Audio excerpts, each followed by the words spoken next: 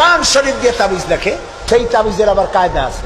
ধান্দা লাগাবার জন্য বলে খালের পানি, বিলের পানি, পুকুরের পানি, টিউবওয়েলের পানি, সালার পানি, খালের পানি, 7 জায়গার পানি, জাফরানের কালি, এগুলো নিয়ে কাগজের উপরে দাগ দিয়ে তারপর কতগুলি নাম্বার লেখে, 752, 313, 1472, 1771। হাবিজ আবি আপনারা দেখেন খুলে, আমি যা বললাম উল্টো একটাও বলছি নাকি? এগুলো লিখা তারপরে লেখে ইয়া জিব্রাইল, ইয়া মিকাইল, ইয়া ইসরাফিল, ইয়া আরেকটা কিছু।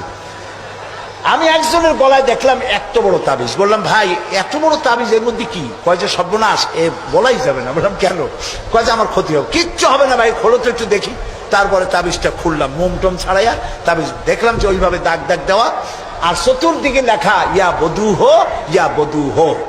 তা আমি বললাম ভাই এই তাবিজ দেখছে কে? বললো মসজিদের ইমাম সাহেব। ডাকে ইমাম সাহেব আসলাম, বলল ভাই ইমাম সাহেব এই তাবিজ আপনি লিখছেন? কয় হ্যাঁ।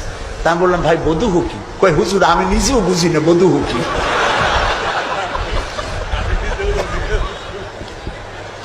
এখানে ওলামায়ে কেরাম আছেন, তারা হয়তো জানতে পারেন, আমি আমার বিদ্যা যতটুকু আমি বধু চিনি নাই কি জিনিস। এই সব তাবিজ লিখে লিখে গলায় ঝুলানো হচ্ছে। পিসাবদের কাছে যায়, লাল সুতো কালো সুতো নিয়ে যায়, পিসাবরা পরে ফুদায় গিরে দেয়, ফুদায় গিরে দেয়। এই সুতা গলায় বান্ধা, তারপরে এই সব তাবিজ ঝুলানো। হাদিস শরীফে এসেছে শিরক, শিরক। রাসূল এটা করেন নাই, একজন সাহাবী তাবিজের ব্যবসা করেন নাই। ঝাড়ফুঁক করেছেন, ঝাড়ফুঁক করা জায়েজ আছে, রাসূলুল্লাহ করেছেন, সাহাবায়ে কেরাম করেছেন। ঝাড়ফুঁকের জন্য কোরআনের মধ্যে 2টা সূরা শুধু ঝাড়ফুঁকের জন্যই আল্লাহ নাজিল করেছেন, একটা সূরা ফালাক আর একটা সূরা নাস। সুবহানাল্লাহ বলেন।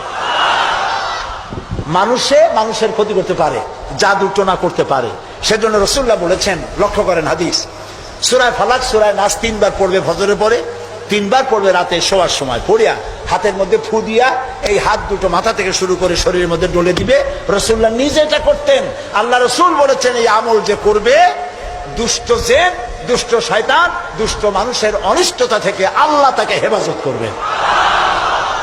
সুতরাং এই তাবিজের ব্যবসা ছাড়া উচিত এবং সব রকমের শিরক থেকে মুক্ত হওয়া উচিত। তাহলে আল্লাহ তাআলা আমাদের প্রতি রহম করবেন। আল্লাহ তাআলা জিজ্ঞেস করছেন, ছেলে মেয়ে সুস্থতা অসুস্থতা মানুষের কাছে চাও কেন? আলাইসাল্লাহু বিকাফিন আবদা। আবার শোনেন কে বলতেছেন কথা, আলাইসাল্লাহু বিকাফিন আবদা। আমি আল্লাহ, আমি কি আমার বান্দার জন্য যথেষ্ট নই? আপনারা বলেন অবশ্যই যথেষ্ট। চিল্লায় বলেন অবশ্যই যথেষ্ট। আল্লাহ তাআলা যদি যথেষ্ট হন, তাহলে আমরা শিরকের কাছে